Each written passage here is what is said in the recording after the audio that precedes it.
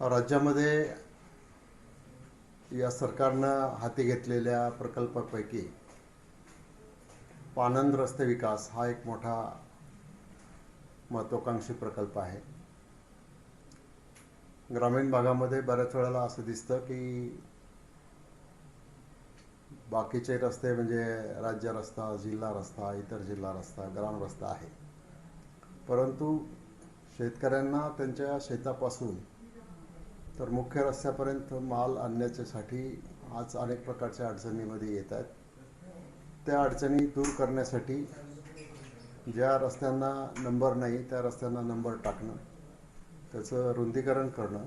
आणि ते रस्ते शेतकऱ्यांना वाहतुकीसाठी खुले करून देणं,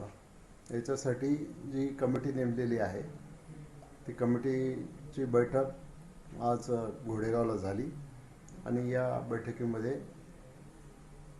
जो आराखडा तयार करायला सांगितला तो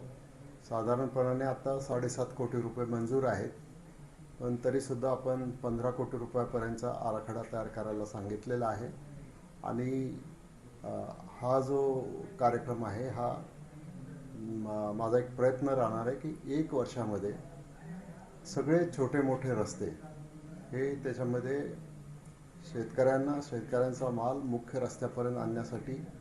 खुले करून देणं आणि त्याच्यासाठी सरकार खर्च करणार आहे। बाकीच्या सुद्धा यंत्रणांच्या मार्फत आपण खर्च करणार आहोत। फक्त मी एवढंच सांगू इच्छितो की एक हा माझ्या दृष्टीनं या आगामी 1-2 वर्षामध्ये अतिशय महत्त्वाचा प्रकल्प राहणार आहे आणि तालुक्यातला मग आदिवासी भाग असो, बिगर आदिवासी भाग असो किंवा शिरूर तालुक्याची 42 गावं असो, या सर्व गावांमध्ये हा प्रकल्प राबवला जाणार आहे आणि त्याच्यामधून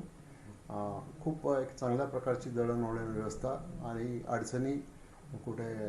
अडवले असतील तर त्या अडवणी दूर करणं, कुठं फॉरेस्टचा प्रश्न असेल तो दूर करणं, अशा सगळ्या उपाययोजना करण्यात येणार आहेत।